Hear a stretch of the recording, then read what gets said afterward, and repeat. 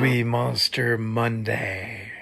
This week we're going to dive into the man himself, Dracula. That's right, the King of Monsters, 1931. Universal Studios, back from like the 30s to the 50s, produced a lot of films that were primarily horror based, and they had a franchise of Universal Monsters, and they pretty much were marketed under this collective brand. Universal Monsters have created a pop culture icons that we know today: Dracula, Frankenstein, the Creature from the Black Lagoon, the Mummy, and the Wolfman. Nearly a century after these figures first terrorized movie theaters, the monsters, the beasts that make up Universal Monsters library are very recognizable to today's general public.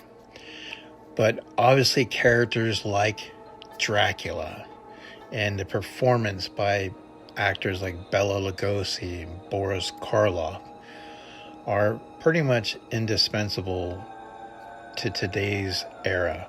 The Universal Monsters, the stories, they basically would resonate with the audiences. I mean, they captivated for that time and decade, and they have continued on to be fan favorites into today's era.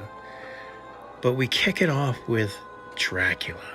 That's right, Dracula, the Bat, the man with a cape. And of course, the very first time that he had his meeting with none other than Renfield, as Renfield journeyed to the castle. There at the castle was his first encounter with Count Dracula.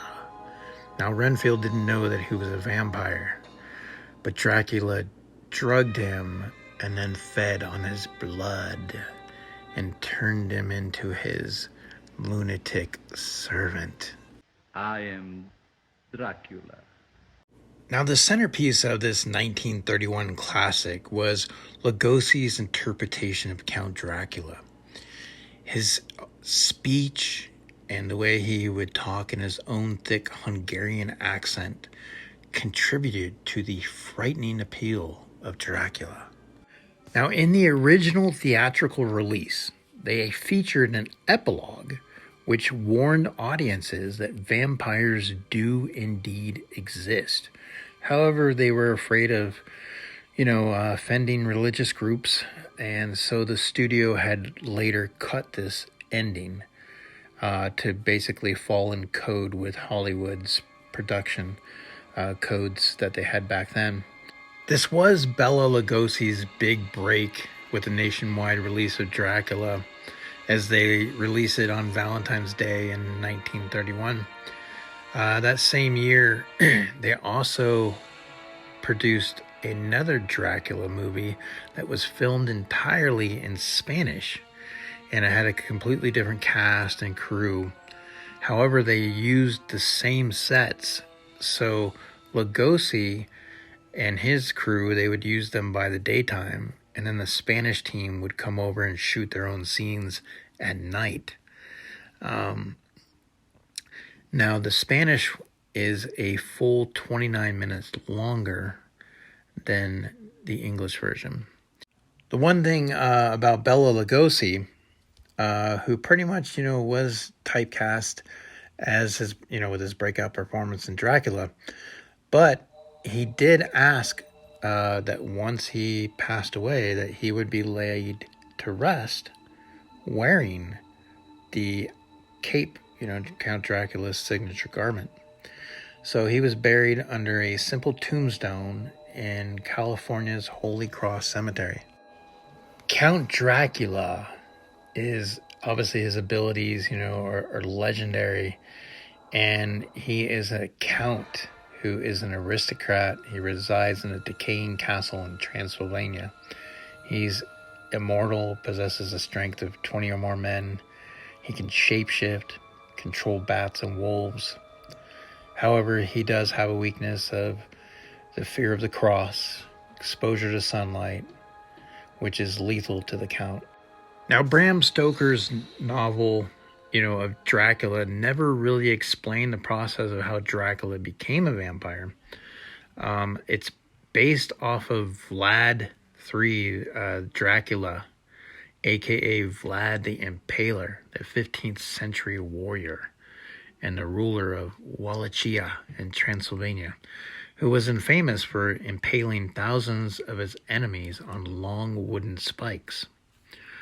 So Bram Stoker described his vampire's past life as a soldier, a statesman, alchemist. He had a mighty brain and learning beyond compare. There was no branch of knowledge that he could not comprehend. Count Dracula is said to have studied alchemy and black magic, and he was able to stave off death and achieve immortality. One of the things about 1931's Dracula that was interesting was that it did not receive a score, a musical score, until 1998.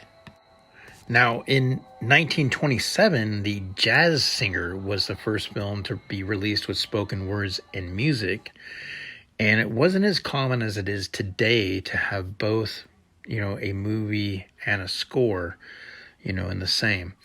And Dracula began with a song, Swan Lake by Tchaikovsky, but the melody was not originally created for the film, and it would have been really costly for them to produce an entire score for the film.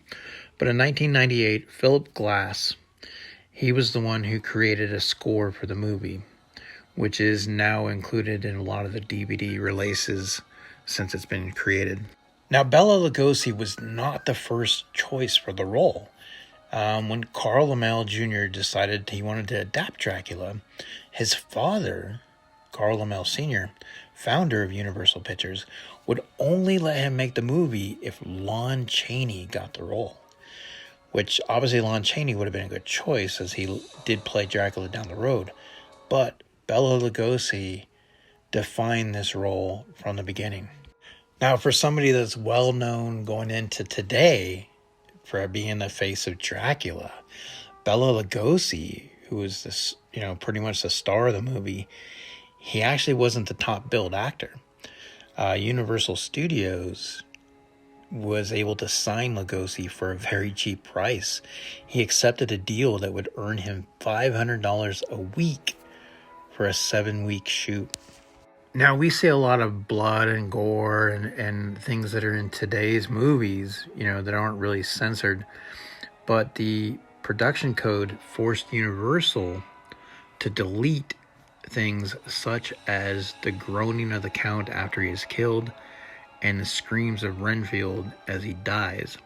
Other things that were censored, like the bugs coming out of the coffin, Dracula's brides, and Renfield's pleas to eat spiders and bugs. Things that would totally be very tame in today's movie era. Bela Lugosi's unnatural delivery, his intense gazes, made Dracula a universal horror that frightened many as a child. And 91 years later, it's a performance that when people think of the word Dracula or vampire, that Bela Lugosi comes to mind, because he left a lasting impression.